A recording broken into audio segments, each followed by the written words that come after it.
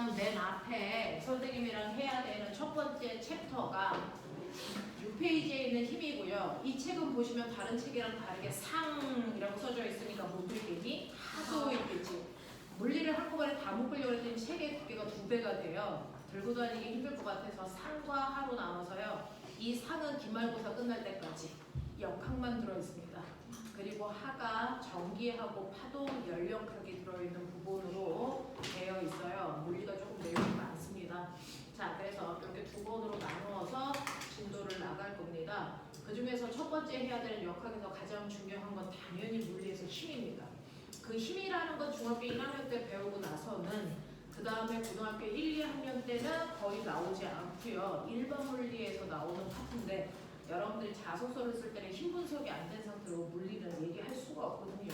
그래서 선생님이 별도로 뽑아서 하는 걸로 여러분들 전체가 다 처음 듣는 내용이자 우리가 중학교 때 조금은 경험했던 부분, 그래서 다 똑같은 상태. 자, 물리에서는 이 부분을 어떻게 보고 있는지 볼게요. 자, 오늘 처음에 하셔야 되는 게 여러분들 힘이라는 건데요. 힘이라는 단어 자체는 낯설지 않아. 왜? 중학교 1학년 때 배웠으니까. 그러면 중학교 1학년 때 배웠던 힘이 과학 교과서에서는 뭐라고 정의될까? 라고 하죠. 여러분들 1차 출석 면담은 구술 면접이 있거든요. 다 구술이지만.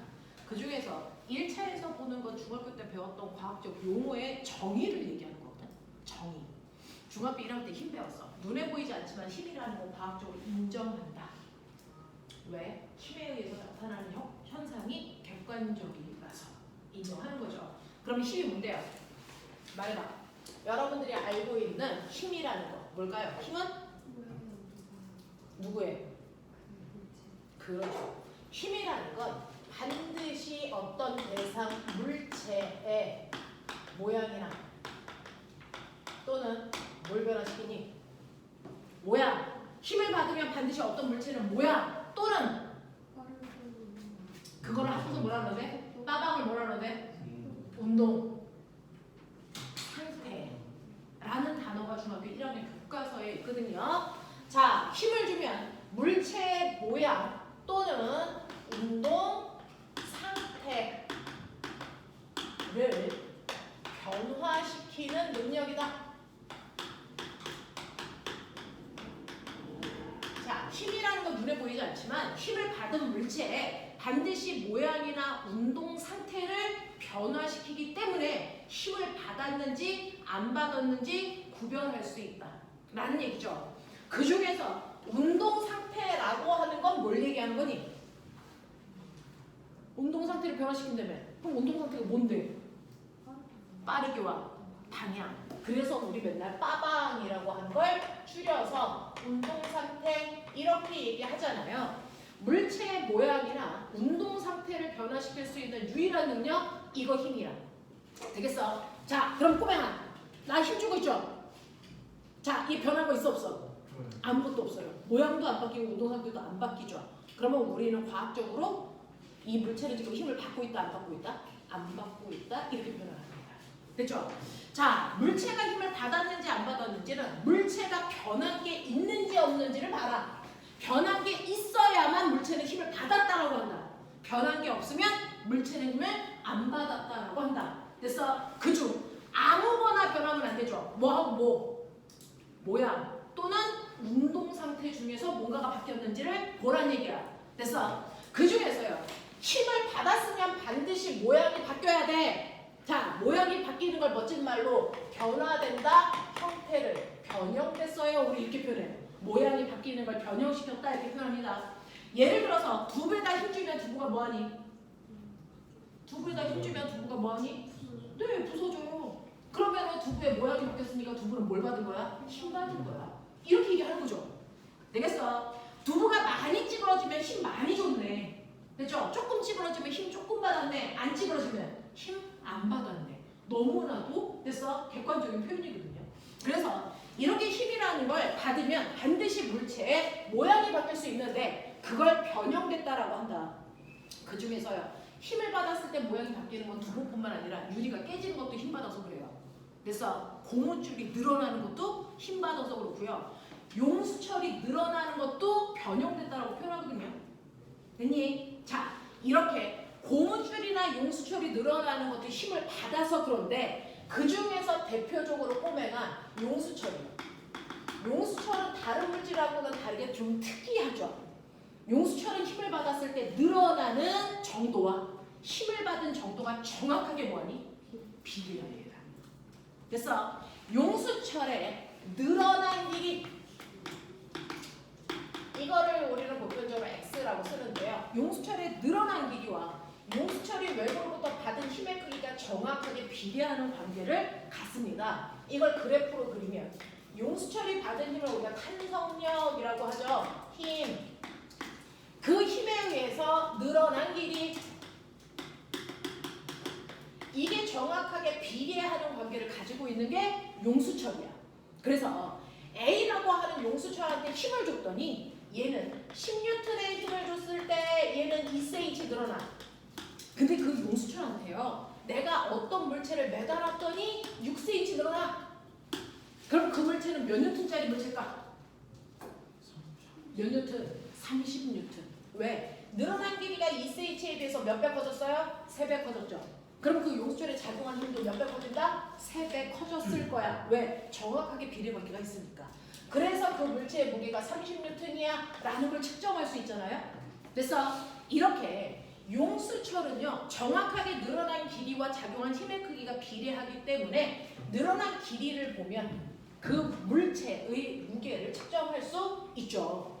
그래서 우리는 용수철을 이용해서 뭘 만든다? 용수철 저울을 만들죠. 이 성질을 이용해서. 그래서 용수철이 늘어난 길이를 통해서 외부에서 작용하는 힘의 크기를 측정합니다. 그래서 용수철 저울의 용도가 뭐야? 외부에서 작용하는 힘의 크기를 측정하는 도구로 사용합니다. 이거죠. 근데 얘와 비슷한 게 있죠. 고무줄. 고무줄도 힘 주면 늘어나죠. 그러면 고무줄로도 고무줄 저울을 만들 수 있을까 없을까? 있을까 없을까? 이거 안 됩니다. 왜요? 그러니까 그 왜요를 네가 대답해야죠. 왜 쉽게 망가져서? 왜 그럴까요? 고무줄도 힘을 주면 늘어나잖아요. 힘을 많이 주면 많이 늘어나는 거 맞잖아요. 근데 고무줄 저울이라는 건 우리가 만들지 않습니다. 이유가 뭡니까? 이거 7년 전 과거 입시문이었어요. 줄어들었다 끊어져서 오래 쓰기 힘들어. 이거요. 조건이 있어요. 용수철도요. 힘을 많이 주면 나중에 그냥 펴지죠. 됐어? 네. 그 펴지기 전까지만 힘을 작용하는 거야. 그러니까 고무줄도 끊어지기 전까지만 힘을 주는 거야. 그 상황만 보는 거야. 그 한계점을 우리가 탄성 한계라고 하거든요. 그 한계 전까지만 힘을 주는 거야. 그럼에도 불구하고 고무줄은 저울을 못 만든대요. 고무줄이 완벽하게 비례하지 않아. 그렇죠. 고무줄은요. 진짜. 실제로요. 늘어나는 길이하고 외부에서 작용하는 힘이 완벽하게 끊어지기 전까지 정확하게 비례할까? 이거 안 돼요. 고무줄은요. 어느 정도까지 힘을 주다가 더 이상 힘을 주면 늘어나는 길이가 비례하지 않습니다. 그래서 처음에는 확 늘어나다가 나중에는 잘 안 늘어나. 끊어지기 전까지도 보면. 됐죠? 그래서 얘가 완벽하게 비례하는 관계를 가지고 있어야 힘의 크기를 측정할 수 있는데 그래서 처음과 나중에 늘어나는 길이가 비례하지 않다고요. 그러니까 고무줄로는 힘의 크기를 측정할 수가 없어. 그래서 고무줄 저울을 만들 수 없습니다. 됐죠? 그래서 우리가 용수철로 힘의 크기를 측정할 수 있는 건 용수철은 탄성하기 전까지 보면 늘어나는 길이와 작용하는 힘의 크기가 정확하게 비례하는 관계를 가지고 있기 때문에 힘의 크기를 측정할 수 있다. 거기에 비해서 고무줄은 그런 성질을 가지고 있지 않기 때문에 고무줄로 저울을 만들지 않습니다. 라고 얘기하는 거야. 되겠어? 이런 얘기야. 자, 그러면 용수철한테요. 제가 외부에서 힘을 주면 늘어나는데 용수철에도 두 종류가 있거든요. 용수철에도 두 종류가 있는데 그 중에서 처음에 A라고 하는 용수철은요. 10N이라는 물체를 매달면 잘 늘어나요. 그래서 10N의 물체를 매다니까 2cm 늘어난단 말이죠. 근데 옆에 용수철인데 얘는 단단한 용수철이야. 엄청 단단해. 그래서 이 B라고 하는 용수철에 똑같이 10N짜리 물체를 매달잖아. 늘어난 길이가 같을까 다를까? 다르겠죠. 그래서 얘는 겨우 1cm 늘어난다고 치자. 용수철마다요. 똑같은 물체를 매달아도 용수철의 단단한 정도가 달라서요. 늘어나는 길이가 달라요. 잘 늘어나는 용수철이 있고 잘 안 늘어나는 용수철이 있습니다. 됐어? 그러면 우리 안에 샤프 안에 있는 이런 용수철은 잘 늘어나는 걸 써야 되니 잘 안 늘어나는 걸 써야 되니? 잘 늘어나는 걸 써야 되죠. 됐어. 하지만 자동차 바퀴에 있는 용수철은 단단해지만 안 늘어나는 거 씁니다. 용도에 맞춰서 용수철을 구별해서 써야 된단 말이죠. 그러면 사람들한테 이 용수철이 얼마나 잘 늘어나는지를 표현해줘야 소비자가 선택할 수 있겠죠. 그래서 이 용수철이 가지고 있는 특징을 표현하는 걸 K라고 쓰고 우리는 얘를 뭐라고 쓰니? 용수철 상수 또는 다른 말로 탄성 개수라고 할 거거든요. 그래서 이걸 사람들한테 표현해 줄 건데 이건 뭐냐면 별게 아닙니다. 각각의 용수철을 1m 늘어나는데 필요한 힘의 크기를 나타내는 거예요. 피결. 계속 졸면 죽는다. 졸려면 일어서. 자, 각각의 용수철을 1m 늘어나는데 필요한 힘의 크기를 나타내는 건데요. A라는 용수철은요. 10N의 힘을 주면 2cm 늘어나잖아요. 그러면 이 용수철을 이용해서 내가 1m 늘어나게 하려면 몇 뉴턴의 힘을 줘야 되니? 라고 하면 힘의 크기와 늘어난 길이가 비례한다 그랬죠? 네, 2cm에 비해 100cm는 몇 배 더 많이 늘려야 돼요? 50배? 그럼 줘야 되는 힘의 크기도 몇 배 많이 줘야 됩니까? 50배. 됐어? 그러면 몇 뉴턴의 힘이 필요하다는 얘기입니까? 500뉴턴이죠. 그러면 이 용수철의 탄성 개수는요. 1m 늘어나는데 필요한 힘의 크기이기 때문에 얘는 500뉴턴을 줘야 1m 늘어납니다. 맞죠? 이게 A의 용수철 상수 또는 탄성 개수라고 하는 거예요. 그렇다면 B라고 하는 용수철에도 용수철 상수를 표현할 수 있죠.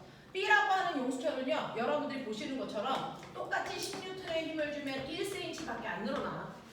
그러면 똑같이 1m에 해당되는 100cm를 늘어나게 하려면 몇 배 큰 힘을 줘야 되니? 몇 배 큰 힘을 줘야 되니? 100배. 그래서 100배 큰 힘을 줘보세요. 몇 N의 힘이 필요합니까? 1000N의 힘이 필요하잖아요. 그래서 B라고 하는 용수철의 용수철 상수는요. 1m 늘어나는데 1000N의 힘이 필요한 용수철이야. 이게 B의 용수철 상수예요. 되겠어? 그래서 여러분들 보시면 A와 B 중에 용수철 상수 누가 더 커요? 누가 더 커요? B가 더 크죠? 몇 배 더 커요? 2배 더 크죠? 2배 더 단단하다는 뜻입니다. 그래서 똑같은 힘을 줘도 잘 안 늘어나 이런 뜻이야. 용수철 상수가 클수록 단단하다라는 뜻입니다. 이해돼요? 자, 근데 우리는 1학년 때는 중학교 1학년 때는 용수철에 매달려 있는 힘을 주고 늘어난 길이가 몇 cm야 이렇게 하죠. 근데 실제로 그 용수철의 용수철 상수를 알면 늘어난 길이에다가 그 용수철의 탄성 개수를 곱한 만큼이 외부에서 지금 용수철을 잡아당기고 있는 힘이거든요. 그래서 용수철에 작용하는 탄성력이라고 하는 힘을요. 이제 계산도 할 수 있어요. 그 용수철의 용수철 상수에다가 늘어난 길이를 곱하면 용수철을 얼마의 힘으로 잡아당기고 있어? 이거 계산할 수 있단 말이죠. 예를 들어서 A라고 하는 용수철은요. 내가 10N인지 모른다고 치자. 근데 이 A라는 용수철의 용수철 상수는 500이거든요. 근데 거기다가 어떤 물체를 매달았더니 2cm 늘어났어. 그러면 이 물체의 무게는 얼마야? 거꾸로 계산할 수 있단 말이죠. A라는 용수철의 용수철 상수는요. 500Nm/m고요. 여기다가 어떤 물체를 매달았더니 2cm 늘어났어. 그러면 X자리에 늘어난 길이니까 얼마 집어넣을까? 얼마 집어넣을까? 얼마 집어넣을까? 2cm 이렇게 집어넣으면 안 되죠. 왜요? 계산해야 되는데 여기 단위 미터인데 여기 단위 센티미터죠. 계산 되니 안 되니? 안 돼요. 단위 맞춰줘야 됩니다. 그럼 이거 뭘로 바꿔야 되니? 0.02m로 바꾸셔야 됩니다. 그래서 단위까지 계산하는 게 물리기 때문에 정확하게 단위 환산할 수 있으시라고 보여드리는 거예요. 자, 그래서 용수철 상수가 미터 단위로 나왔기 때문에 늘어난 길이는 미터로 넣는 게 맞습니다. 그래서 2cm가 아니고 0.02m로 넣으세요. 그래서 단위도 계산하시면 남는 단위 뉴턴이죠. 여러분들이 구하는 게 힘이라는 겁니다. 그래서 계산해 보시면 이때 작용한 힘이 얼마? 10뉴턴. 내가 매단 물체의 무게 나오죠. 알겠어요? 이렇게 돼요. 자, B에서도 똑같습니다. B 용수철 상수가 1000이라면서요. 그래서 B는요. 1000Nm/m라는 용수철 상수를 가지고 있는 용수철에 어떤 물체를 매달았더니 겨우 1cm 늘어났어. 여기다 얼마 집어넣어? 0.01 맞아. 그래서 계산하시면 몇 뉴턴의 힘이 작용합니까? 10뉴턴의 힘이 작용하는 거 맞죠? 됐어. 그래서 얘는 A에 작용하는 탄성력이고요. 얘는 B에 작용하는 탄성력을 여러분들이 지금 용수철 상수와 늘어난 길이를 통해서 계산하셨어요. 됐죠? 그래서 앞으로는 용수철에 작용하는 힘을 멋진 말로 탄성력이라고 하거든요. 이 탄성력이라고 하는 이 힘을 계산하실 수 있어야 된다. F는 KX다. 알겠습니까? 이때 K는 용수철 상수고요. X는 늘어난 길이입니다. 용수철 상수의 단위에 맞춰서 길이 단위도 맞춰주셔야 된다는 겁니다. 되겠죠? 자, 그래서 용수철을 그리시면요. Y축은 탄성력이라고 하는 거고요. X축은 늘어난 길이거든요. 자, 이제 그래프에는 숨을 수 있는 곳이 있었다. 모든 그래프의 N은요. X축과 Y축의 정보뿐만 아니라 기울기와 면적에 뭔가가 숨어 있을 수 있어요. 그러면 거기에 숨어 있는 건 뭐고 얼마인지를 계산하셔야 되는데 우리 수학 시간에 배웠습니다. 모든 그래프에서의 기울기 값은 어떻게 구하라고요? X축분의 Y축의 변화를. 맞습니까? 그러니까 이 그래프에 또 기울기에는 X축분의 Y축이 숨어 있을 거예요. 그럼 기울기의 의미가 뭘까요? 머릿속에서 빨리 생각하십시오. X축분의 Y축의 변화량이 숨어 있을 텐데 X축 분의 Y축이 뭡니까? KX죠. 그럼 기울기에 숨어 있는 게 뭡니까? 네, 지워지죠. 바로 탄성계수가 숨어 있어요. 그래서 여러분들이 지금 막 구한 탄성계수가 사실은 용수철과 늘어난 길이 사이에 그래프를 그렸을 때 기울기 값이다 라는 거죠. 그렇죠? 그래서 탄성력을 나타낸 그래프에서 기울기는 항상 탄성계수 얘기한다. 머릿속에 집어넣으셔야죠. 됐어? 그 중에서 A의 탄성계수가 500일 때 이 모습이라면 B는 탄성계수가 1000이니까 얘의 기울기의 2배가 되게 이렇게 그리셔야 이게 B값이죠. 무슨 말인지 알아? 이렇게 그려져. 되겠죠? 애기처럼 공부할 거면 여기 있으면 못 따라갑니다. 정신 차려서 잘 따라오십시오. 오늘부터 하나라도 안 놓치셔야 됐죠? 여러분들보다 훨씬 더 시작을 먼저 한 친구들을 따라가는 거예요. 그 정도의 공부 해보셔야 됩니다. 자, 그래서 탄성력과 늘어난 길이 사이의 관계 그래프에서 기울기가 용수철 상수라는 거 이해하셔야 되고요. 면적이 뭘까요? 이 그래프 밑에 있는 공간을 면적이라고 합니다. 면적은 무조건 그래프와 X축 사이의 공간의 넓이를 면적이라고 부릅니다. 알겠습니까? 면적은 무조건 그래프와 X축 사이의 공간입니다. 그걸 면적이라고 하는데 그러면 그래프에서의 면적은 우리가 어떻게 구하라고 수학 시간에 배웠니? 라고 하면 여러분들 그래프에서 면적 그래서 초등학교 때부터 배웠던 요거요. 어떻게 구합니까? 가로 곱하기 세로죠. 됐어? 그래서 X축과 Y축의 값의 곱이 면적에 숨어 있습니다. 그래프 모양하고 상관없이. 그러면 얘는 X축은 뭘까요? 거리. Y축은 뭘까요? 힘. 그 힘으로 밀고 간 거리죠. 그럼 면적이 뭡니까? 그렇죠. 여러분들이 중학교 때 배웠던 힘 곱하기 그 힘으로 밀고 간 거리 이게 바로 한 일 받은 일이죠. 그러니까 용수철을 잡아당기는 동안 사람이 한 일 그러면 그 일을 누가 받니? 용수철이 받죠. 그러면 일을 받은 만큼 뭐가 생긴다 그랬어요? 에너지. 일을 받은 만큼 에너지가 생깁니다. 그래서 이게 바로 용수철이 갖게 될 에너지. 멋진 말.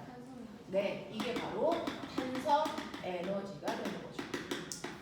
무슨 말인지 알겠니? 네. 그러면 이 넓이가 바로 탄성 에너지니까 탄성 에너지 구하는 식을 여러분들이 만들 수도 있죠. 예림아, 졸려면 일어서. 일어서면 돼. 이 넓은 공간 다 너네 쓰라고 하는 거야. 쌤 일어서 똑바로 앉아. 똑바로 서. 서 있는데도 조는 건 마음의 문제잖아. 그럼 더 이상 학원에 오면 안 돼요. 이 시간에 다른 데 가서 차라리 아이돌 연습하시면 돼요. 되겠냐? 네. 시간을 효율적으로 쓰셔야 돼요. 시간은 못 돌려요. 자, 그럼 이거 넓이 구하는 식 만들어봐. 이거 넓이 삼각형이죠. 그러니까 당연히 뭐부터 불러요? 2분의 1 곱하기 가로 곱하기 세로죠. 가로는 x고요. 세로는 뭡니까? kx죠. 그래서 뭡니까? kx 제곱. 이게 용수철이 갖게 되는 탄성 에너지입니다. 알겠어요? 그래서 용수철이 갖게 되는 에너지, 우리는 중학교 때 운동 에너지, 위치 에너지도 배웠지만 사실은 용수철이 늘어날 때 생기는 에너지를 탄성 위치 에너지라고 해요. 또 다른 위치 에너지죠. 그랬을 때 여러분들이 알고 있어야 되는 탄성 위치 에너지를 조금 더 멋진 말로 탄성 포텐셜 에너지 이렇게 표현합니다. 그 탄성 포텐셜 에너지가 2분의 1 kx 제곱입니다. 되겠어? 이렇게 됩니다. 그래서 이 용수철을 잡아당겼을 때요. 용수철은 힘에 의해서 단지 길이가 늘어나네. 여기서 끝나면 중압이 이런 애죠. 힘 받으면 모양이 변하네. 중압이 이런 애입니다. 근데 그 안에서 내용을 뽑아보면 사실은 하나의 용수철은 힘을 받았을 때 늘어난 길이가 일정하기 때문에 그 일정하게 만드는 상수, 탄성, 계수도 알 수 있고요. 그걸 통해서 힘이라는 것도 kx로 계산할 수 있다. 용수철 상수에다가 늘어난 길이를 곱해서. 그리고 용수철을 잡아당기는 동안 이를 받았기 때문에 늘어난 상태에서 용수철이 갖게 되는 용수철 탄성 에너지라는 것도 우리가 구할 수 있다. 됐습니까? 그래서 요거 두 개 머릿속에 가지고 계셔야 됩니다. 그래서 하나의 용수철을 보시면 그 용수철에서 탄성 계수와 그 다음에 탄성 포텐셜 에너지, 탄성력 이런 것들을 뽑아낼 수 있는 능력 키우셔야 되는데 보면 탄성력이 뭐니? 탄성력이 뭡니까? 어? 맞아요. 탄성력이 뭡니까? 라고 얘기하면 꼬맹아 말하는 연습해야 돼. 여자애들의 특화되어 있는 능력이 말하는 연습이야. 남자애들은 버벅거리거든요. 됐어. 그래서 1차에서요. 남자애들보다 여자애들이 조금 우세합니다. 말하는 연습이 되어 있기 때문에. 그래서 조금 여러분들이 정확하게 표현하는 연습 하셔야 되는데 지금 여러분들은 힘을 받았을 때 모양이 변하는 애들 중에 대표적으로 용수철이고요. 용수철이 가지고 있는 탄성력이라는 게 뭐냐? 이거 정확하게 정리할 수 있어야 되는데 탄성력이라는 건 너네 중학교 내용 요점 정리한 책 받았지? 거기에 예쁘게 다 정리되어 있는데 탄성이라고 하는 건 물체가 변형됐을 때 원래 자리 그걸 우리가 제자리로 라고 과학교과서에서는 용어 정리되어 있어요. 그래서 제자리로 되돌아가려는 뭘 얘기한다? 힘을 얘기한다. 제자리로 되돌아가려는 힘 이거를 탄성력이라고 한다. 그 탄성력을 가지고 있는 물체의 대표적인 게 바로 용수철이고요. 그 용수철의 탄성력을 이용해서 외부에서 작용하는 힘의 크기를 측정할 수 있다. 됐습니까? 탄성력 구하는 식 F는 탄성력 구하는 식 F는 탄성력 구하는 식 지금 막혔어. F는 KX. K가 뭐야? 용수철 상수의 뜻이 뭐야? 용수철 상수 어떻게 구해? 용수철을 네, 용수철을 1m 잡아당기기 위해서 필요한 힘의 크기죠. 그러면 용수철을 1m 잡아당길 때 힘이 더 많이 드니 1m 압축할 때 힘이 더 많이 드니? 같죠. 됐어. 용수철을 1m 잡아당길 때나 1m 압축할 때나 같은 용수철의 힘의 크기 똑같습니다. 무슨 말인지 알죠? 됐어. 네. 용수철을 잡아당기는 동안 용수철이 생기는 탄성 포텐셜 에너지 구하지. 2분의 1 kx. 알겠습니까? 네. 하나. 탄성력 구하는 식. F는 탄성 에너지는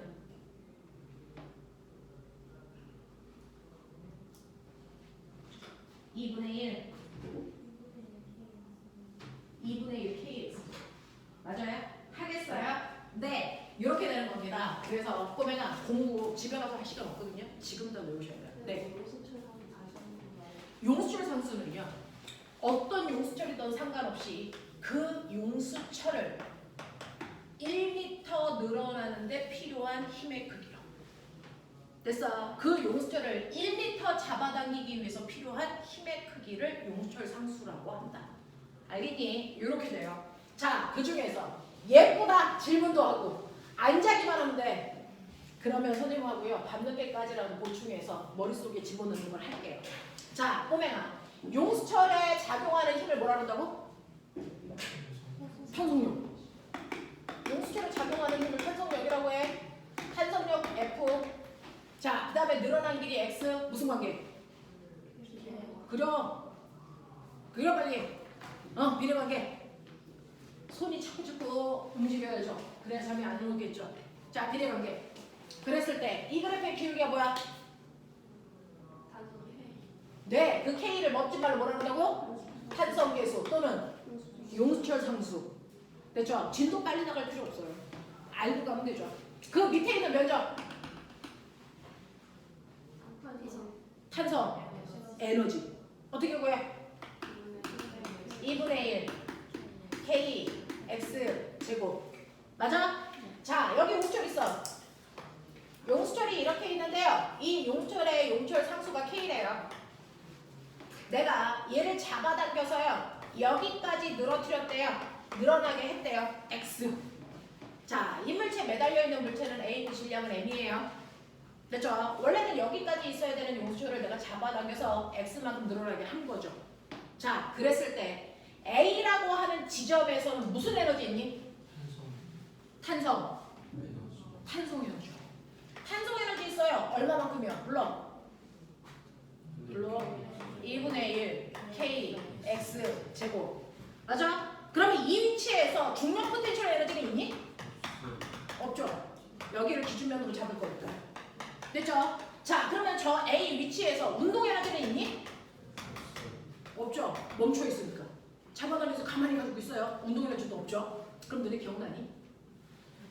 탄성 위치 에너지, 중력 위치 에너지, 운동 에너지. 됐어. 네. 자, 얘네들 다 합하면 무슨 에너지? 역학적 에너지야. 서연아, 너 3단원 배원이 안 되는 중3명 3단원 위치 에너지, 운동 에너지 알아 몰라? 네네 괜찮아요. 그러면 위치 에너지, 운동 에너지 합해서 역학적 에너지 거까지만 됐어요? 괜찮아요. 네, 역학적 에너지. 그럼 이거 다 더하면 A 지점에서 역학적 에너지 얼마? 얼마? 2분의 1 K X 제곱만큼의 역학적 에너지가 있어. 맞아? 그랬다가 내가 손을 놓을게. 손을 놓으면 꼬매나 다시 늘어나기 전 원래 지점. 용수철이 늘어나기 전 원래 지점으로 돌아오겠지. 됐죠? 네. 원래 지점으로 돌아왔을 때요. 탄성 에너지는 얼마일까요? 0이죠. 늘어난 게 하나도 없으니까. 맞죠? 중력 에너지 얼마일까요? 0이겠죠? 그럼 얘가 가지고 있는 역학적 에너지 2분의 1 K X제곱은 없어지는 거야?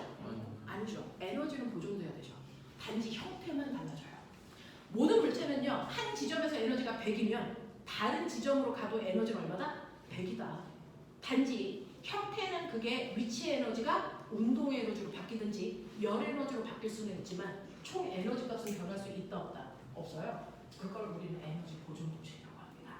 그러니 A 지점에서 에너지가 이만큼이면 얘는요 중간에 여기에 있던 여기에 있던 에너지의 총량은 그대로 A 점에서 가지고 있는 에너지의 크기와 뭐 해야 된다? 같아야 된다.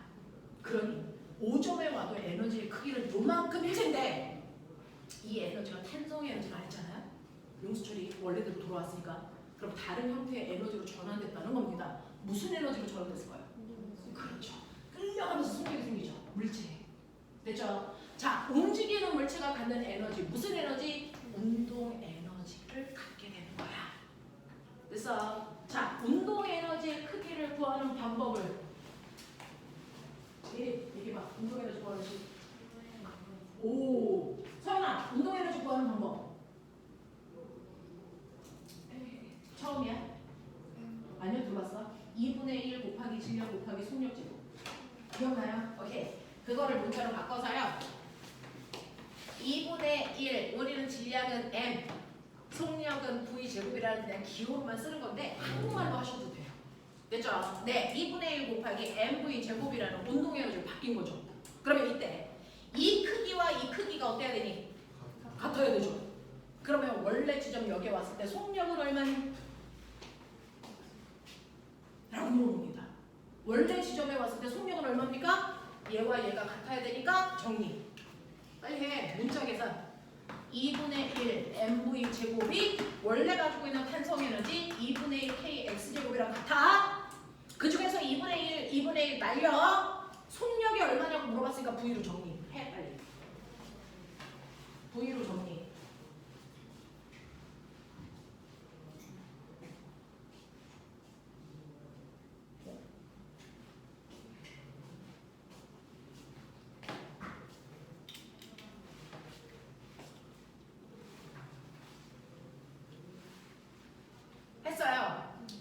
얼마? 루트 n분의 k 그리고 뭡니까? x. 가자. 근데 내가 이물체를 잡아당길 때 원래 길이보다 2배 길게 잡아당길 거야. x가 아니고 이제 2x로 바꿀 거야. 또는 잡아당기는 길이를 2분의 1 x로 바꿀 거야. 그래도 절대로 바뀌지 않는 거니? 매달려 있는 물체의 질량과 용출 상수는 바뀌지 않겠지? 이해돼? 그러면 이건 항상 일정한 값으로 갖겠지? 맞냐? 네. 그러면 이건 일정한 또 다른 상수니까 k-라고 놓을게요. 그럼 결론. 속력은요. 뭐에 비례합니까? 늘어난 길이와 무슨 관계? 비례의 관계가 있어요. 맞죠? 그러면 처음보다 늘어난 길이를 2배 크게 속력은 몇 배 크죠? 2배 크죠. 이해돼? 처음보다 늘어나는 길이를 3배 길게 하면 속력은 3배 크죠. 무슨 말인지 알겠어? 처음보다 늘어나는 길이를 절반으로 줄이면 속력은 절반밖에 안 돼. 그 지점에 돌아왔을 때. 무슨 관계가 있는지 알겠지? 이런 식으로 해서 우리가 문자 계산하는 건요. 관계를 보겠다는 겁니다. 관계. 알겠어? 이런 느낌. 처음이라 그래. 천천히 해보자고요. 문제에 대한 적응도 필요하고 공식도 좀 기억해야 되고 그래서 처음은 좀 버겁게 가실 거고요. 그나마 조금 더 오래 있었던 친구들은 좀 알아듣는 단계죠. 되겠죠? 네. 그래서 앉아있는 시간이 여러분들 조금 필요한 거죠. 그래서 용철 상수라고 하는 K라는 값도 기억하셔야 되고요. 자, 제자리 돌아왔을 때 속력과 늘어난 길이 사이의 관계도 어떤 관계가 있는지 보셔야 돼요. 알겠어? 네. 이런 식으로 해서 얘를 놨을 때 에너지라는 게 전환된다라고 하는 것도 좀 기억을 하자.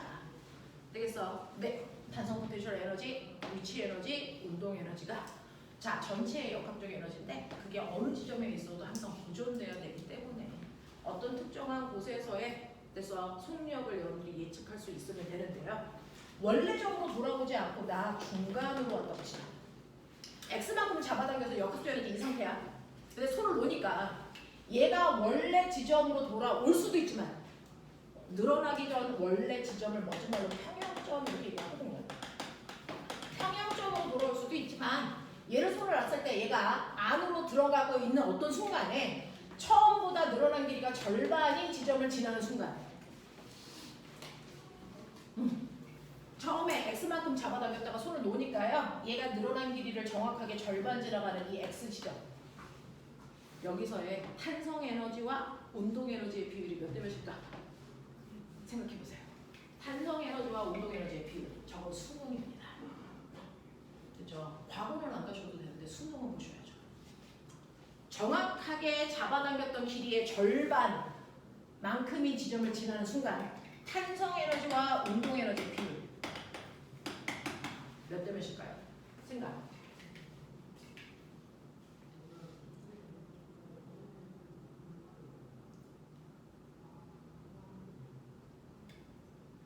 했어. 몇 대 몇? 몇 대 몇? 1대 1대 1대 1? 또 이거 아니야. 빨리 다시 생각. 되게 1대 1 같죠? 아니에요. 다시 생각.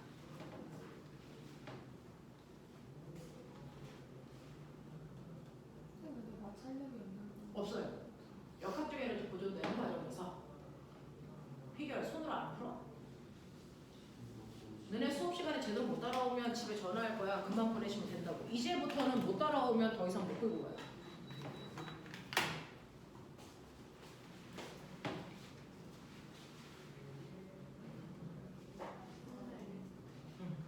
얼마일 것 같아요? 1대1은 아니래요. 얼마일까? 그냥 얘기해. 어차피 다 틀리는 건데. 1대 3. 왜요? 틀리는 건 해야 된다. 대신에 멍하고 있는 건 하면 안 된다. 1대 2. 또요?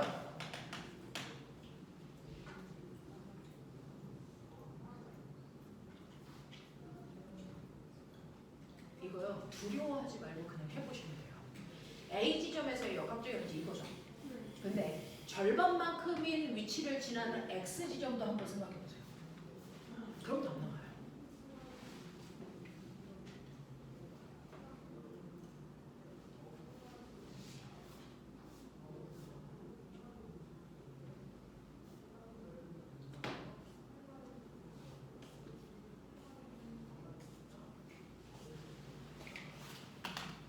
일부라는 생각을 마무리하시죠.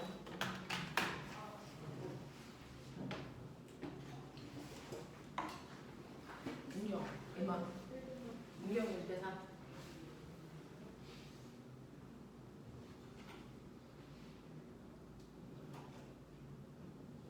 해결 안 나와? 지금 머리 많아. 예지 얼마? 자, 지금 A 지점에서는요 탄성 에너지 요만큼 가지고 있고요, 위치 에너지 없고요, 운동 에너지 없고요. 그랬을 때 역학적 에너지가 이건데요. X 점에 왔을 때 역학적 에너지 얼마니? 그대로 해야죠. 이죠. 그래서 이거 중학교 3학년 내신 분입니다. 이거죠. 그래서 단지 중학교 3학년 때는 탄성 에너지 대신에 위치 에너지가 나오겠지만 생각의 고리는 똑같습니다. 역학적 에너지 보시면 되죠. 그랬을 때 탄성 에너지 얼마 있습니까? 불러. 2분의 1 K 2분의 1 X에 뭡니까? 됐죠? 이거 계산하면 얼마니? 이거 얼마입니까? 8분의 1 K X 제곱이죠. 근데 역학적 에너지 이거 나와야 된다고요. 그래봤자 여기 끌려왔을 때 위치 에너지 얼마입니까? 중력 위치 에너지? 0이 없어야죠. 운동 에너지 얼마입니까? 8분의 3 K X 제곱만큼의 크기를 가져야 합해서 6번 습이 되겠다. 무슨 말인지 알겠어? 그러니까 탄성 에너지와 운동 에너지의 비율이 몇 대 몇이어야 된다? 1대 3의 크기를 가져야 된다. 알겠습니까? 1대 1 아닙니다. 되겠어? 가능해? 이거야. 됐죠? 요 정도는 머릿속에 따라오셔야 됩니다. 변형된 길이가요. 가고 있을 때 변형된 길이 계속 바뀌잖아요. 그랬을 때 그 변형된 길이로 탄성 에너지 구하시고요. 전체 역학적 에너지는 알고 있으니까 그걸 뺀 나머지가 운동 에너지가 돼야 된다. 됐습니까? 요 얘기야. 요 얘기야. 가능해? 하겠어. 이런 얘기야. 되겠죠? 실제로 머릿속에 넣으셔야 되고요. 이거 다 실제로 기출된 문제들을 얘기하고 있는 거야. 선생님이 만드는 문제 안 나와. 그래서 선생님이 만든 문제 하나도 얘기 안 하고 있습니다. 여러분들 실제로 기출 문제입니다. 되겠니? 수능 또는 내신 또는 과거 입시에서 나왔던 문제들을 얘기하고 있는 거야. 이 정도는 가능하셔야 되고요. 이 버전은 중학교 3학년 버전이자 수능 버전입니다.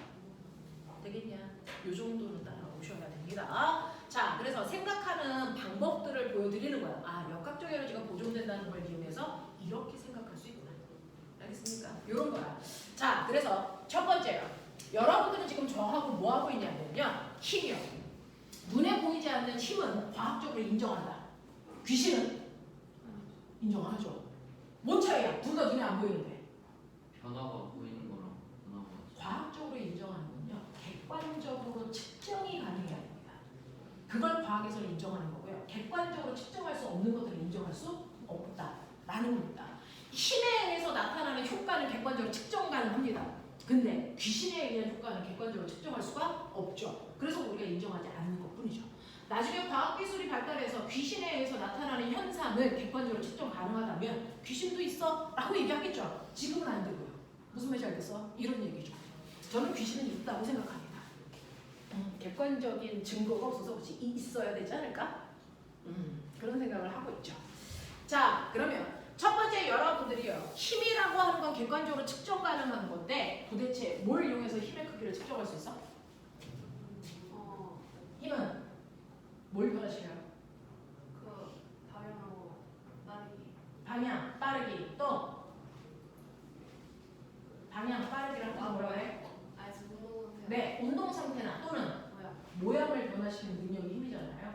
그래서 변형된 모양의 변형된 모양의 크기나 또는 빠르기와 방향이 변화된 양을 통해서 지금 주고 있는 힘의 크기가 얼마야? 이걸 측정하는 연습하는 거야. 그 중에서 첫 번째, 모양이 변할 때요. 작용한 힘의 크기와 변형된 모양이 정확하게 비례한 용수초를 통해서 힘의 크기를 우리는 측정할 수 있다. 알겠습니까? 네. 그럼 서연아 이게 탄성력 구하는 식 F는 KX 됐어. 탄성 포텐셜 에너지 어떻게 구해? 2분의 1 KX 제곱 맞지? 1이라 면적이 뭐야? 면적이 뭐야? 탄성 포텐셜 에너지 기울기 용수철 상수 되겠습니까? 이런 것들 머릿속에 기억해 두시면 되겠습니다. 자, 첫 번째로요. 여러분들이 힘을 줬을 때 모양이 변하는 경우를 얘기했어요. 그럼 힘을 주면 모양만 바뀌어? 아니요. 운동 상태도 변할 수 있어요. 여기에다 핸드폰에다 힘을 주면 얘는 모양이 바뀌는 게 아니고 운동 상태가 바뀌죠. 그래서 물체의 방향이나 빠르기가 바뀝니다. 무슨 말인지 알겠죠? 자, 이렇게 물체의 방향이나 빠르기를 변화시키는 것도 힘받았기 때문이다. 이겁니다. 그래서 힘을 줬을 때 방향이나 빠르기가 바뀌는 대표적인 것들이 저런 것들이죠. 물체를 이동시키는 거. 됐습니까? 이런 것들이 운동 상태나 빠르기가 바뀌는 대표적인 경우입니다. 또요. 똑같은 크기의 힘을 주더라도 여러분들이 보시는 것처럼 변형되는 경우도 있고 운동 상태가 바뀌는 경우도 있는데 이 두 개 한꺼번에 나타나는 경우도 있다. 중학교 1학년 때 배웠어요. 힘을 줬을 때요. 모양과 운동 상태가 동시에 바뀌어요. 문경아 어떤 경우이니? 힘을 주니까 모양과 운동 상태가 동시에 바뀌는 경우. 중학교 1학년 교과서! 힘을 줬더니요. 모양과 운동 상태가 동시에 바뀌어요. 신기하게도 이게 중학교 1학년 교과서에 있습니다. 아는 사람? 모양과 운동 상태가 동시에 바뀌는 대표적인 경우가 오메가 뭐가 있는지 알아? 날아, 오는, 봄을 차거나 치는 경우예요. 그래서 야구공이 날라와도요, 축구공이 날라와도 그걸 순간 빵 하고 칠 때요, 초고속 카메라로 찍으면요, 그 단단한 야구공도요 순식간에 찌그러졌다 펴지면서 반대쪽으로 날아가거든요. 그래서 날아오는 공을 치거나 차는 경우가 대표적으로 모양과 운동 상태가 동시에 바뀌는 경우야. 알겠어? 각각의 예들이 그렇습니다. 그래서 이런 경우들을 우리는 힘 받았다라고 합니다. 그래서 힘을 받았다라고 우리가 과학적으로 얘기할 때 모양이 바뀌었거나 운동 상태가 바뀌었거나 저 둘이 동시에 바뀌었거나 이런 경우들을 우리가 힘 받았다라고 과학에서 인정하고요. 이때 얘네들이 많이 변하면 큰 힘을 줬다라고 하고요.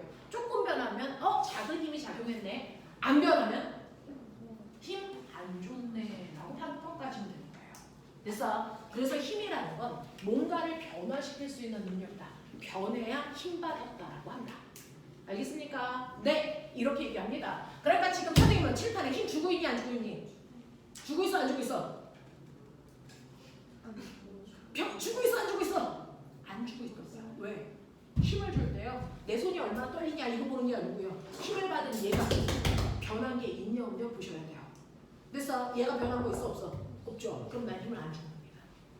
그래서 물체는 힘을 받은 게 없다라는 겁니다. 무슨 말인지 알겠니? 이런 거야. 물체 힘은요. 눈에 보이지 않지만 뭔가를 변화시킬 수 있는 능력이어야 되기 때문에 변화시켜야 힘을 받았다라고 한다. 변화시키지 못하면 힘을 주지 않았다라는 평가한다. 무슨 말인지 알겠어? 이런 얘기죠. 자, 그러면 이러한 힘이요. 우리는 그냥 힘이라고 표현하지만 사실은 이 힘도 세 가지 요소로 구성되어 있어요. 하나의 힘. 그 중에서 여러분들이 기억해야 되는 거 힘에 3요소가 있다. 우리는 소리도요. 세 가지 요소가 있잖아요. 소리에 세기, 소리에 높낮이, 소리에 맵시가 있는 것처럼 힘도 3요소로 되어 있어요. 중학교 1학년 때 배웠습니다. 개놈의 새끼들. 그렇죠. 자, 하나의 힘 안에는 세 가지 요소가 들어있는데요. 그 중에서 하나가 힘의 뭐라고요? 작용점. 또 그렇죠. 힘의 크기. 또요. 그렇죠. 힘의 방향. 이렇게 세 가지가 하나의 힘을 만드는 요소인데요. 그 중에서 힘의 작용점이라는 게 뭘까? 라고 하면 어떤 병이 있다. 이렇게 병을 세워놨는데 내가 힘을 어디다 줬어? 그거에 따라 이 병에 나타나는 효과가 달라. 내가 힘을 줬는데 선생님 힘을 이 머리에다가 줬어요. 이 병 어떻게 될까? 머리에다가 힘을 줘서 이렇게 누르면 이 병 어떻게 될까? 넘어져. 그죠? 자, 아래쪽에다 힘 주면 어떻게 될까? 얘 그냥 밀려갑니다. 그래서 힘에 의해서 나타나는 결과가 다르죠. 힘을 어디다 줬느냐에 따라서. 그래서 힘을 준 지점을 우리가 뭐라 그러나? 작용점이라고 합니다. 힘을 준 지점을 작용점이라 그래. 그래서 얘는 여기가 작용점이야. 이때는 여기가 작용점이네. 힘을 받은 부분을 작용점이라고 합니다. 알겠어? 그거에 따라 효과가 달라요. 두 번째는 힘의 크기죠. 힘을 조금만 주면 조금만 밀려나가겠네. 힘을 많이 주면 많이 밀려나가겠네. 이게 힘의 크기예요. 그 다음에 힘을 주는 방향이요. 오른쪽으로 힘을 주면 물체는 오른쪽으로 이동하고요. 왼쪽으로 힘을 주면 왼쪽으로 이동하잖아요. 그래서 이 세 가지가 힘을 만드는 요소인데 이 힘을 만드는 세 가지 요소를 그때그때 말로 표현하지 않고요. 우리는 가장 심플하게 기호로 나타냅니다. 힘의 3요소를 가장 심플하게 나타낼 수 있는 기호가 뭡니까? 화살표입니다. 되겠어? 자, 하나의 힘을 나타내는 가장 심플한 기호는 화살표인데요. 희가 책가방 싸. 집으로 가자. 너 지금 여기 있어봐도 효과가 없어. 빨리 책가방 싸. 희가 집으로 가. 집에 가서 자, 차라리. 영상을 보는 게 나을까요? 아니, 안 다니는 게 나을 것 같아. 말씀. 말귀 못 알아들어? 너 지금 여기 있는 게 효과가 없다고. 너 하루에 학원비가 얼마인 줄 알아?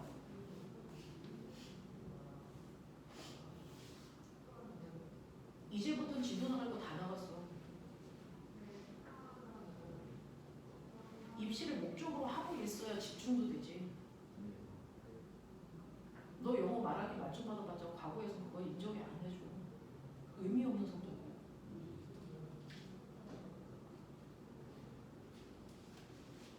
좋게 얘기할 때 알아들어. 자, 힘의 3요소를 가장 심플하게 나타낼 수 있는 기호 뭐니? 화살표예요. 화살표예요. 그래서 이 세 가지 요소를 다 포함하고 있는 게 화살표인데 그 중에서 화살표의 이 부분이요, 똥꼬. 이게 바로 나 여기다 힘 줬어 라고 하는 작용점을 표현하는 기호입니다. 힘줄 지점에다가 똥꼬를 칠하시고요. 그 다음에 화살표의 방향이 힘을 주고 있는 방향이고요. 힘의 크기는 화살표의 길이입니다. 이게 힘의 크기를 나타내요. 그 중에서 만약에 1cm 화살표가 10N의 힘을 나타냈다. 근데 그 옆에 3cm 화살표가 있다? 그러면 그 화살표는 몇 뉴턴? 30N의 힘을 나타내요. 그래서 화살표의 길이가 힘의 크기인데 우리가 책이라고 하는 지면은 크기의 한계가 있어서 그 비례하는 길이를 못 나타내니까 우리가 그냥 이렇게 나타내고 F1의 크기는 10N, 똑같은 길이를 나타내고 F2의 크기는 30N 그냥 이렇게 쓰는 것 뿐이지만 사실은 원래는 길이비와 힘의 크기가 정확하게 비례하게 그려져야 된다라는 얘기입니다. 알겠어? 네, 그렇다면 보면은 너네 이거 알죠? 그 유명한 이거 뭐죠? 물론 나 지금 뭐 했어요? 손이 누구를? 칠판을 몇 뉴턴? 10뉴턴의 힘으로 쳤다라고 하자. 그럼 이거를 이 그림에 이런 화살표로 나타내고 싶어. 됐어? 이런 화살표로 나타내고 싶어. 그랬을 때 F1, F2라는 화살표 중에 어떤 화살표가 이 힘을 나타낼까? 뭘거 같냐? 손이 칠판을 10뉴턴의 힘으로 치는 순간 그래서 이 힘에 뭐가 생기니? 반작용. 어떤 하나의 행위를 하면 그 힘의 반작용의 힘이 동시에 나타나죠. 반작용의 힘을 얘기해보세요. 하나의 힘을 작용이라고 하면 그 순간 같이 나타나는 또 다른 힘을 우리가 반작용이라고 한다. 모든 힘은 항상 두 개의 힘이 동시에 나타난다. 됐죠? 중학교 1학년 때 배웠어요. 그 두 개의 힘을 하나는 작용이라는 이름으로 하나는 반작용이라는 이름으로 나타낼 건데 작용이라는 힘을 손이 칠판을 10뉴턴의 힘으로 쳤다라는 걸로 표현한다면 반작용의 힘은 어떻게 쓰니? 네, 정확하게 목적어와 주어의 위치만 바꾸면 되고요. 절대 새로운 단어가 나오면 안 돼요. 그러니까 누가? 칠판이 누구를? 손을 몇 뉴턴의 힘? 10뉴턴의 힘으로 쳤다라고 하는 두 힘이 동시에 생기거든요. 이 두 개의 힘을 선생님은 화살표로 나타낸 거예요. F1, F2. 그 중에서 어떤 힘이 손이 칠판을 치는 걸 나타낸 힘일까? 이게 F1일까, F2일까? 아니에요. 요걸 나타내는 힘이 뭘까요? 손이 누굴 쳤어? 칠판을 쳤죠. 그럼 힘을 받은 애가 누굽니까? 칠판이죠. 그 힘을 받은 지점에다가 뭘 찍으라 했어? 작용점. 이라고 했잖아. 그러니까 칠판에다가 작용점을 찍어서 그래서 손이 밀었으니까 미는 방향으로 화살표 이렇게 놓은 게 이게 바로 손이 칠판을 치는 행위를 나타내는 화살표야. 그럼 두 번째 F2는요 힘을 누가 받았어? 손이 받았어요. 그래서 네 칠판이 손을 친 거죠. 그래서 손에다가 작용점을 찍은 거잖아요. 그래서 칠판이 미는 방향으로 10N의 힘을 주는 이게 F2라고 해요. F2. 그래서 F1과 F2라고 하는 힘을 이렇게 표현할 수 있더라. 알겠습니까? 이렇게 됩니다. 됐죠? 네. 그래서 힘을 나타낼 때요. 힘을 받은 물체한테 작용점 찍는 거야. 나 여기 맞았어! 라고 해서 맞은 부분에 됐어? 작용점 찍는 거라고요. 때리는 거야. 알겠어? 맞은 부분에다가 작용점 찍는 거다. 그래서 힘은 이렇게 힘의 작용점, 크기, 방향이라고 하는 이 세 가지 요소를 갖습니다. 이 세 가지 요소를 가장 간단하게 심플하게 우리는 화살표로 표현해. 이해돼? 이해돼? 근데 나 궁금한 게 있어요. 어떤 물체가요? 오른쪽으로 10N의 힘을 받는다? A. 그리고 이 가라는 물체한테 동시에 왼쪽으로 10N이라는 힘도 준다? 그러면 이 물체는 힘을 받은 거니 안 받은 거니? 이 물체는 변하니 안 변하니? 그러면 힘을 받은 거야 안 받은 거야? 안 받았다고. 선생님 거짓말. 오른쪽으로 왼쪽으로 둘 다 10N의 힘을 줬는데 이게 왜 안 변해요? 라고 하는 이제 얘기할게요. 실제로 물체를 변화시키는 이 힘은요. 진짜 힘이에요. 물체를 변화시키는 진짜 힘을 우리가 힘이라고 하는 거죠. 그럼 그 진짜 힘을 원래는 뭐라고 해야 돼요? 그렇죠. 물체의 모양이나 운동 상태를 변화시키는 진짜 힘은 알짜 힘 또는 다른 말로 뭐라 그러니 합력이라고 하는 이 힘이 물체의 운동 상태를 변화시켜요. 그냥 너네가 주는 모든 힘들이 물체의 운동 상태를 변화시키는 게 아니고요. 가라는 물체가 받은 모든 힘의 합력, 그걸 알짜 힘이라고 하거든요. 그 알짜 힘만큼만 물체가 변하는 건데 이럴 경우에 서연아, 이 알짜 힘 얼마게? 쟤는 합력이 얼마게? 그냥 느낌상 해봐. 오른쪽으로 10N, 왼쪽으로 10N. 저 물체가 받은 힘은? 맞아요. 네, 저 힘이 받은 알짜 힘은 0입니다. 그럼 변할까 안 변할까? 안 변하겠죠. 무슨 말인지 알겠어요? 네. 그래서 물체한테 힘을 줘도 물체가 받은 알짜 힘이 0이라면 물체는 변화되는 게 하나도 없어요. 됐죠? 그 알짜 힘을 여러분들이 구할 수 있어야 되는데 합력을 구했을 때 알짜 힘을 0 만드는 두 힘을 우리 무슨 관계? 힘의 무슨 관계? 네, 힘의 평형 관계의 두 힘이 작용합니다. A와 B는 알짜 힘을 0 만드는 힘의 평형 관계의 두 힘이라서 이 힘을 받으면 물체는 변화되는 게 있으면 안 되는 거죠. 근데 만약에 저렇게 똑같이 방향의 힘을 줘가지고 모양이 바뀌면은 모양이 바뀐다면요, 그 물체는 왜 이제 고무줄 같은 것들을 이제 탄성내는 거잖아요. 네, 근데 문제는 변화시키고 나서 얘는 이 힘이 유지되는 동안은 더 이상 움직이지 않거든요. 그러니까 힘이 작용하는 과정에서는 변했겠죠. 근데 그 힘이 준 나중 상황을 보면 더 이상 움직이지 않아요. 정지 상태. 이런 것들이야. 되겠죠? 자, 그래서 이런 식으로 된다. 그래서 힘의 평형 관계는 합력을 0 만드는 두 힘인데, 그럼 선생님, 저는 합력을 구할 수 있어야 되겠네요. 이런 얘기야. 물체한테 하나의 힘만 작용하는 게 아니고 여러 개의 힘이 동시에 작용하면 그 힘을 이용해서 나는 알짜 힘이라고 하는 걸 구할 수 있어야 되겠죠. 그래서 여러분들이 알아두셔야 되는 게 알짜 힘 구하는 방법이야. 알짜 힘을 구하는 걸 힘을 합성한다고 해.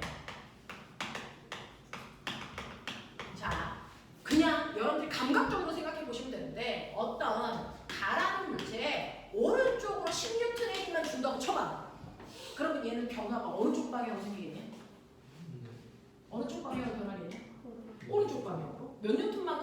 얼마가 생기겠냐? 10N만큼. 그렇겠죠. 그래서 이물체에 작용하는 진짜 알짜의 뭐 10N이니까. 근데 오른쪽으로 10N 하고요. 오른쪽으로 20N이라고 하는 두 개의 힘을 동시에 줬다고 치자. 그러면 이 물체는 어느 방향으로 얼마만큼 변할까요? 오른쪽으로 35m. 그렇죠. 이 물체는요. 사실은 정확하게 오른쪽으로 30N의 하나의 힘을 받은 것과 같은 효과입니다. 그러니까 얘는 오른쪽으로 30N만큼 변합니다. 이해돼? 됐죠? 이렇게 여러 가지 힘이 작용할 때 그 여러 가지의 힘을 하나로 표현할 수 있는 이 힘을 바로 A와 B의 알짜힘 또는 합력이라고 해요. 자, 그죠? 왜 A와 B는 힘을 더했니? 같은 말. 두 힘이 같은 방향으로 작용하니까 더했어요. 그렇죠? 자, 그 다음에 두 번째요. 가라고 하는 물체한테 오른쪽으로 20N의 힘과요, 왼쪽으로 10N이라는 힘을 동시에 줬어요. A, B. 그럼 이 물체에 작용하는 합력은 어느 방향으로 몇 N일까? B방으로 10번. 어느 쪽으로? B방. 네, B 방향이라고 하는 오른쪽 방향은 몇 N? 10번. 10N의 힘밖에 작용하지 않아요. 그래서 여기에 있는 이 물체는요, 오른쪽으로 10N밖에 안 작용해. 근데 신기한 거 알아? 첫 번째 가와 여기에 있는 나라고 하는 물체는요, 받은 힘이 똑같아요. 10N, 20N 두 개의 힘을 받았잖아요. 하지만 알짜 힘의 크기가 달라요. 얘는 30, 얘는 10밖에 안 돼요. 왜 그럴까요? 방향이 네, 힘을 준 방향이 달라서 그래요. 자, 첫 번째 경우 가경호처럼 두 힘이 같은 방향으로 작용하면요, 각각의 힘을 더한 값이 실제로 알짜 힘이 됩니다. 그래서 10N에다가 20N을 더하면 알짜 힘은 몇 N이면 30N의 힘이 작용하죠. 오른쪽 방향. 그만큼 바뀌어요. 라고 표현합니다. 근데 똑같이 10N과 20N이지만 두 힘이 무슨 방향으로 작용하니? 반대 방향으로 작용할 때 알짜 힘 구하는 방법 어떻게 하면 돼? 네. A라는 힘과 B라는 힘을 합성해 주세요 라고 이렇게 쓰면 돼요. 똑같아요. A와 B의 힘을 합력을 구해주세요 라고 하는 표현이 이겁니다. 같은 방향일 때도 반대 방향일 때도 우리가 이렇게 표현할 건데, 같은 방향일 때는 실제로 A라는 힘과 B라는 힘의 크기를 더하면 합력이야. 근데 반대 방향일 때 합력을 어떻게 구한다고요? 뺀 거예요. 근데 조건이 있어요. 어떻게 빼요? 무조건 큰 힘에서 작은 힘을 빼야 합력이 나옵니다. 큰 힘이 20이니까 20에서 얼마를 빼요? 10을 빼면 알짜 힘은 10N이 나오겠죠? 어느 방향으로? 큰 힘 방향. 됐어요? 이렇게 되는 거거든요. 그래서 같은 방향일 땐 더하면 합력 구하는 거고요. 반대 방향일 땐 빼야 합력이 나오는 겁니다. 자, 근데 머리 좀 돌려볼래요? 같은 방향은 두 힘이 몇 도를 이루고 있어요? 0도요. 같은 방향일 때는 두 힘이 0도를 이루고 있을 때 합력을 구하는 방법이죠. 반대 방향은 두 힘이 몇 도? 180도를 이루고 있을 때예요. 그럼 이제 느껴라. 논리는 딱 한 끗 차이야. 얘네들의 경향성을 보는 건데요. 똑같이 20과 10인데 같은 방향일 때와 반대 방향일 때 결과가 다르게 나타나죠. 이 중에서 같은 방향인 0도일 때 합력이 제일 뭐였어요? 커요. 맞아요. 반대 방향일 때 합력이 제일 뭐예요? 작아요. 그러면 힘이라고 하는 건 같은 방향으로 작용할 때 가장 큰 효과를 만드는 거구나. 반대 방향일 때 가장 작은 효과를 만든다면 그 사이에는 만약에 두 힘이 0도였다가 30도가 돼, 60도가 돼, 90도가 돼, 120도가 돼, 그랬다가 180도가 되는 거잖아. 각도가 벌어지면 벌어질수록 합력이 뭐해지고 있을까? 작아집니다. 그래서 180도일 때 가장 작은 효과가 나타납니다. 그래서 여러분들은 실제로 모든 과정을 다 보여드릴 수는 없는데 0도일 때가 최대의 힘이구나, 180도일 때가 최소의 효과구나, 그러면 이 사이 값으로 가면서 각도가 점점 벌어지면 벌어질수록 합력의 크기는 줄겠구나. 알겠습니까? 그걸 느껴보라는 얘기죠. 그러면 이 사이 값이라고 하는 나머지 각을요, 여러분들은 뭐라고 하냐면 비스듬한 방향이라고 합니다. 세 번째, 같은 방향도 반대 방향도 아닌 0보다 각도가 크고요, 180도보다 각도가 작은 경우를 우리가 비스듬한 방향이라고 한다. 이렇게 비스듬한 방향으로 작용하는 힘이 있다고 치자. 예를 들어서 꼬맹아 오른쪽으로 3뉴턴, 자 그 다음에 수직으로 위쪽 방향으로 4뉴턴의 두 힘이 작용한다고 치자. A, B. 이 두 힘의 합력이 얼마일까요? 어느 방향일까요? 이겁니다. 자, 얘네들은 감각적으로 해결할 수 있는데요. 저건 감각적으로 해결이 안 되죠. 옛날에는 여러분들만 못 배운 거지, 옛날에 중학교 1학년 때 했습니다. 여러분들만 못 배운 유일한 학년이고요. 지금은 저거를 고등학교 3학년 때 배웁니다. 신기하죠? 중1 때 배웠던 거야. 고3으로 넘겼어요.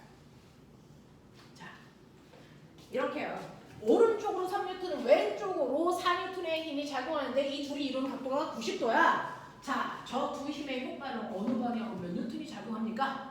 라고 하는 비스듬한 방향으로 힘이 작용할 때요.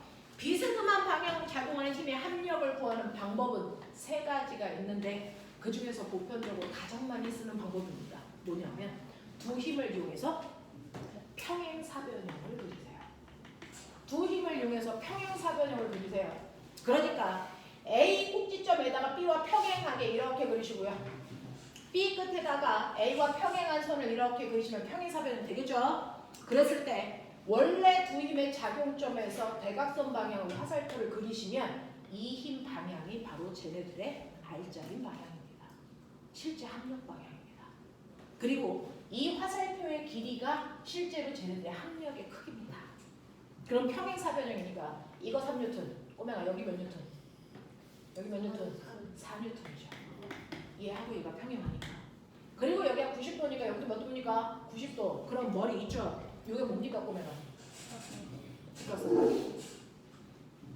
적어도 피타는 배우고 오셨죠? 사인, 코사인까지는 알고 가셔야 물리가 됩니다. 자, 그랬을 때 이게 얼마입니까? 3, 4, 5죠. 그래서 이 힘이 몇 뉴턴? 5뉴턴의 힘이 저 방향으로 작용한대요. 이렇게 가는 겁니다. 서로 다른 두 힘이 작용할 때는요. 그 두 힘을 이용해서 평행사변형을 그려서 원래 두 힘의 작용점에서 대각선을 그리는 방향이 합력 방향이고요. 대각선의 길이가 합력의 크기입니다. 이렇게 해서 합력을 판단하는 걸 우리가 평행사변형법이라고 합니다. 평행사변형법. 됐어. 굳이 90도가 아니어도 돼. F1이라는 힘이 이쪽으로 작용하고요. F2라고 하는 힘이 이렇게 작용을 해도 이 두 힘의 합력 구할 수 있어요. 이 두 힘을 이용해서 평행사변형을 그리세요. 그랬을 때 원래 두 힘의 작용점에서 대각선을 그리면 이게 바로 얘네들의 합력 방향입니다. 되겠어? 그랬을 때 이 길이를 구하시면 된다고요. 되겠냐? 그 중에서 우리는 이렇게 각도가 비스듬할 때 잘 못 구하니까 실제로 여러분 고등학교 3학년 때까지는 90도 방향으로 줘요. 피타 이용해서 구하시면 돼요. 되겠어? 이런 식으로 구한다고요. 이런 식으로 구한다고요. 그 다음에 두 번째 방법은 뭐냐면 내가 평행사변형을 그렸다고 치는데 사실은 반쪽만 보면 반쪽은 뭐니? 삼각형이죠. 삼각형 구에도 합력 구할 수 있어 라고 하는 삼각형법. 이것도 되겠죠? 되겠냐? 근데 평행사변형 그릴 때와 삼각형 그릴 때 차이점이 뭐냐면 평행사변형은 원래 두 힘의 작용점을 맞춰놓고 그려야 돼요. F1의 작용점 여기, F2의 작용점도 거기다가 맞춰놓고 이렇게 구하셔야 됩니다. 그래놓고 작용점에서 대각선을 그려야 합력이죠. 근데 요 반쪽만 그린다라고 쳤을 때 삼각형 그리는 방법은요. F1의 똥꼬에서 머리, 그리고 F2의 똥꼬는 얘 머리에다 붙이는 거죠. 이렇게 그리셔야죠. 됐어? 네. 그래서 F1의 똥꼬에서 F2의 머리 방향으로 화살표를 그리시면 이게 삼각형법이야. 알겠어? 네. 근데 우리가 굳이 삼각형까지 잘 안 그리죠. 그러니까 평행사변형만 그릴 수 있으면 되는데. 자, 그러면 이렇게 합력을 구했더니 합력이 0이 되는 거를 힘의 평형이라고 했죠. 자, 두 힘이 있는데 오른쪽 방향으로 10뉴턴, 왼쪽 방향으로 10뉴턴의 힘이 작용해. 합력 얼마? 0. 그죠? 근데 비스듬한 방향인데요.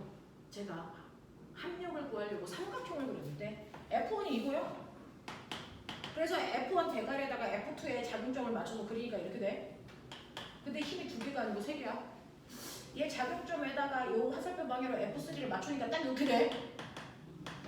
세 힘이 있는데 세 힘을 가지고 삼각형을 그리니까 완벽하게 닫힌 삼각형이 돼. 이 새끼 합력 얼마일까? 0입니다. 됐어. 세 힘을 이용해서 삼각형을 그렸는데 삼각형이 완벽하게 닫힌 삼각형이 돼. 그러면 이 세 힘의 합력은 0이라는 뜻입니다.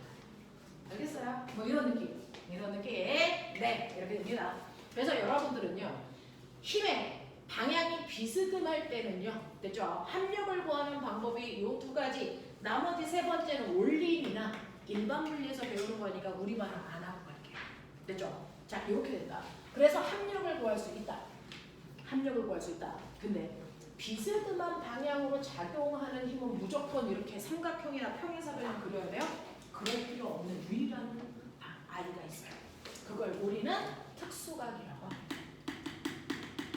비스듬한데 특수각의 조건에 해당되는 아이들은 그릴 필요 없어. 그냥 딱 봐도 알아. 특수각의 조건이 있어요. 두 힘이 있는데 두 힘의 크기가 반드시 같아야 됩니다. F1, F2 두 힘이 다 10N이야. 됐어. 특수각의 조건. 두 힘의 크기는 같고요. 두 힘이 이루는 이 사이각이 몇 도면 되냐면 이게 120도여야 됩니다. 두 힘이 이루는 사이각이 120도. 이 두 가지 조건을 만족하면 특수각입니다. 그럼 쟤는 합력이 어느 방향으로 몇 N일까요? 얘는요.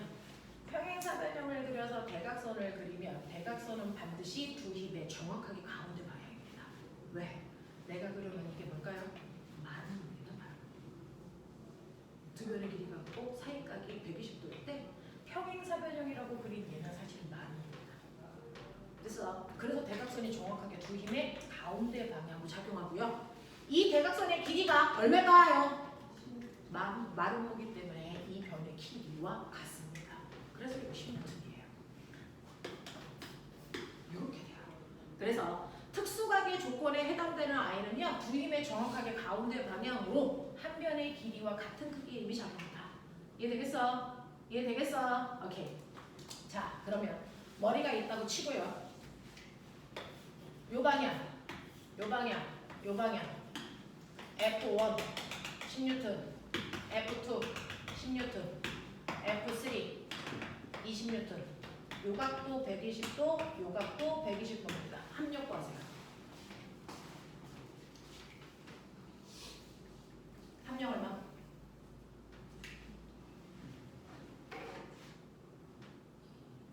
저 중학교 1학년 애들이 푸던 문제예요.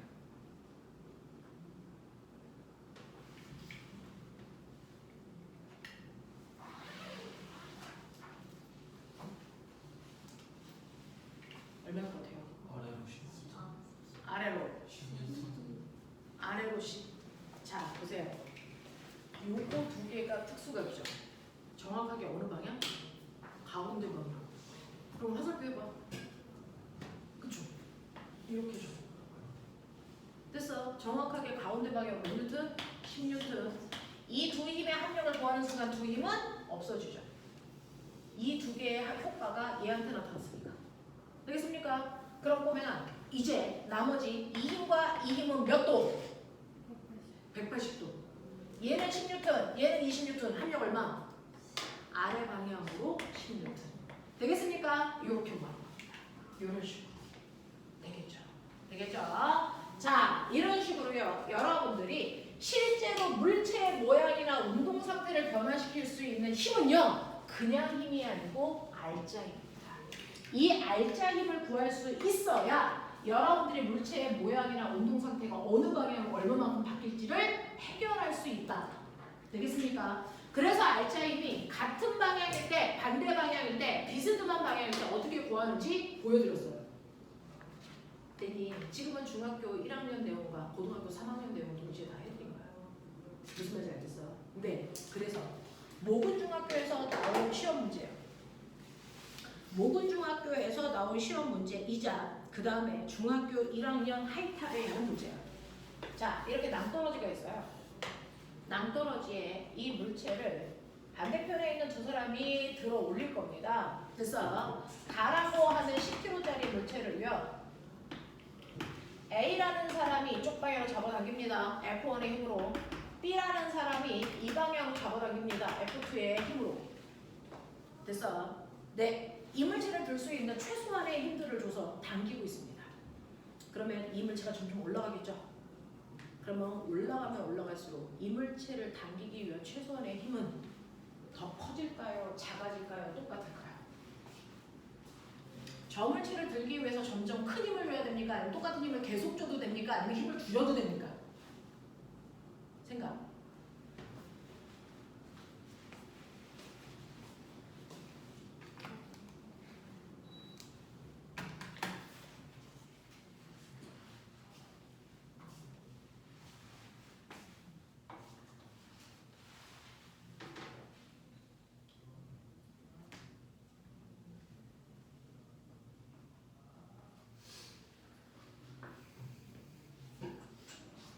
지금부터는 사고력 키우는 수업을 하는 거라서요. 새로운 내용들은 이미 여러분들이 대부분 들은 친구들이고 처음 듣는 친구도 있겠지만 더 이상 나올 내용은 없어요. 다 배웠었어요, 여러분들이.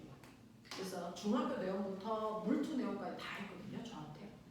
그런데 이제부터는 본격적으로 여러분들 과거 입시에 나오는 문제는요. 문제 풀어서 답이 3번이야, 4번이야 이게 아니고요. 이게 우리 생활과 일상적인 생활과 응용됐을 때 그 문제를 해석해야 되고 그 문제를 우리가 배웠던 내용으로 이해하셔야 되거든요. 그래서 사고력이 없으면 문제 못 풀어요. 이거 우리가 배운 내용 중에 어떤 부분 응용해야 돼요? 여기서부터가 걸려요. 그래서 그 문제를 어떻게 풀어나가야 되는지 사고력을 키워드리는 거지 새로운 내용은 배울 게 없습니다. 그러니까 더 이상 여러분들 새로운 진도로 나갈 게 없기 때문에 이미 배운 내용만 제대로 잘 복습하시면 돼요. 문제는 이걸 문제로 적용하는 사고력 키우는 연습을 하는 거야. 지금부터 면접 보러 가는 그날까지. 그러니까 정신 차리셔야 돼요. 생각이 멈춰있으면 저한테 배워갈 게 하나도 없습니다. 됐죠? 그리고 이제부터는 사고력이 과거 수준까지 확장을 못 시키면 여기 있으면 안 돼요. 그래서 정확하게 매 순간마다 걸러낼 겁니다. 그동안은 새로운 내용을 배우느냐고 걸러낼 수가 없었어요. 근데 이제 다 배웠거든요. 그래서 매 순간 걸러낼 거니까 학원에서 전화 와서 더 이상 오지 마. 그럼 오지 마시는 게 훨씬 더 좋은 겁니다. 그렇게 하시면 돼요. 그래서 엄마들 맨날 선생님이 상담하면 우리 아이 갈 수 있어요 없어요 판단해달래요. 그동안은 판단할 수가 없거든요. 계속 새로운 내용 쏟아야 되는데 판단할 수 없습니다. 이제부터는 판단이 가능합니다. 이제부터는 그렇게 해드릴게요. 자 보세요. 결론. 문경아 끌어올리면 올릴수록 힘을 더 많이 줘야 될까 아니면 적게 줘도 될까 아니면 똑같은 힘을 계속 줘야 될까? 그냥 네 생각을 얘기하면 돼. 여기서 틀리셔야 돼요. 됐어. 면접 봐서 틀리면 안 돼. 그러니까 그냥 직관적으로 네 느낌을 얘기하면 되는데 그 느낌이 여러분들 그동안 배웠던 내용 중에서 근거를 찾아가면서 생각해보세요. 근거를 생각해보세요. 문경이는 어떻게 생각해요? 각도가 점점 커지니까 힘을 처음부터 적게 들어도 각각이 줘야 되는 힘의 맛을 적게 줘도 된다. 문경이는요. 생각하는 과정 정확하게 맞았는데 답이 틀렸어요. 그래서 그럼 과거에서는 합격을 시킵니다. 생각하는 과정이 맞으면 답은 틀려도 그래서 합격을 시킵니다. 근데 답은 맞았는데 생각하는 과정이 틀렸잖아요. 그 친구는 떨어뜨립니다. 그러니까 내가 그 생각을 왜 했는지를 정확하게 표현해 주셔야 돼요. 얘가 어디에서 틀렸는지 봐야 되니까. 문경이가 얘기한 것처럼요. 점점 끌어당기면 얘는 여기에 왔다라고 생각해 보세요. 이제 이렇게 잡아당기셔야 돼요. 그러면 처음에 아래쪽에 있을 때보다 위쪽으로 올라가면 올라갈수록 두 실 사이의 각도가 점점 뭐해지니? 벌어지죠. 됐죠? 근데 이 사람들은요. 이 두 실을 통해서 작용한 힘에 합력이 정확하게 누구와 같아야 들어 올릴 수 있는 줄 아세요? 물체의 무게와 같아야 돼요. 얼마? 100N을 만들어야 돼요. 됐어? 그래서 100N의 힘을 주기 위해서 이 각도가 30도라고 쳐봐. 그러면 얘는 이쪽 방향으로 70N, 얘는 이쪽 방향으로 60N의 힘을 주면 100을 만들었다고 치는데 됐어? 얘가 이렇게 올라가서 여기에 똑같이 100N으로 지구가 잡아당기는 물체가 매달려 있잖아? 근데 각도가 더 커졌잖아? 그럼 100을 만들기 위해서 얘가 줘야 되는 힘의 크기는 아까보다 뭐 해야 되니? 더 큰 힘을 줘야 100을 만들 수 있어요. 각도가 커지면 커질수록 합력이 줄어들잖아요. 그러니 아까랑 똑같이 얘 70주고 얘 60주면 각도가 30도였다가 120도가 돼요. 그러면 합력은 됐어 100보다 작아집니다. 무슨 말인지 알겠어요? 그래서 물체를 잡아당길 때 각도가 커지면 커질수록 같은 힘을 만들려면 더 많은 힘을 주고 있어야 된다. 예를 들어서 이게 만약에 60N이었다고 쳐봐. 각도가 30도일 때는 합력이 100 됐다고 쳐봐. 근데 올라가서 이거 60이고 각도가 120도라고 쳐봐. 특수각이지. 합력 얼마만 더 줘? 60밖에 안 돼. 그러니까 100N짜리를 들 수 있다고 없다고? 없다고. 그럼 100을 만들려면 얘 몇 뉴턴 줘야 돼? 100N. 얘도 100N 줘야 합력을 100만 들 수 있지. 무슨 말인지 알겠어? 이런 문제들이 나오는 거야. 되겠어? 생각해야 돼. 각도가 벌어지면 벌어질수록 합력의 크기는 뭐 한다고? 줄어든다고. 그러니까 똑같은 합력을 만들기 위해서는 더 큰 힘을 주고 있어야 돼. 됐어? 이해 안 되는 거 빨리 얘기해. 괜찮아? 하겠어? 오케이. 이렇게 됩니다. 자, 그래서 여러분들이 합력이라는 거 기억을 좀 해봐 두시면 되고요. 그랬을 때요. 합력을 구했을 때 합력을 0 만드는 두 힘. 무슨 관계? 합력을 0 만드는 힘의 관계를 우리 무슨 관계라고 해요? 힘의 평형관계의 두 힘. 기억나냐? 자, 힘의 평형관계의 두 힘인데요. 두 힘으로 합력을 0 만들 거야. 하나가 오른쪽으로 10N의 힘이 작용해. 그러면 합력을 0 만들려면 또 하나의 힘은 어느 쪽으로? 왼쪽으로. 몇 뉴턴? 10N. 자, 그래서 합력을 0 만드는 두 힘은요. 반드시 크기는 같고 방향은 뭐여야 되니? 반대 방향이어야 돼요. 됐어? 근데 보면 세 힘의 합력이 0이 돼.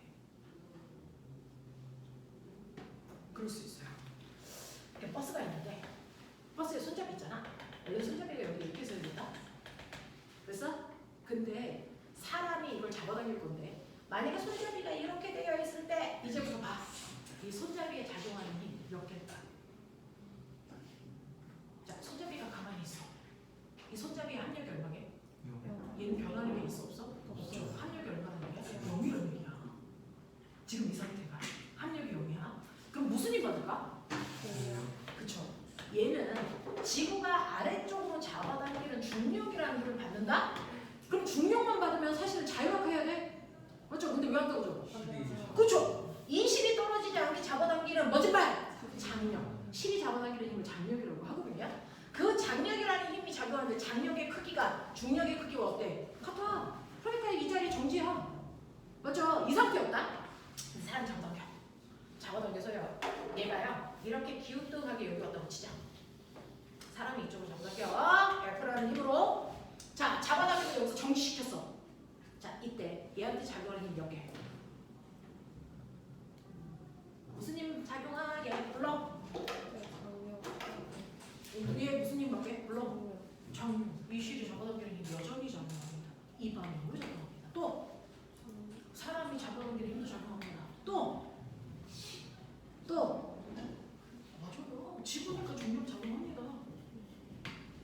힘이 무려 3개나 작용하는데 얘 여기 정지되어 있죠. 합력 얼마? 0입니다. 맞아? 합력 0이죠. 그러면 세 힘의 합력이 0일 수 있는 조건은 뭘까?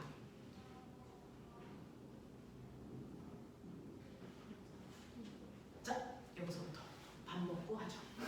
그래서 20분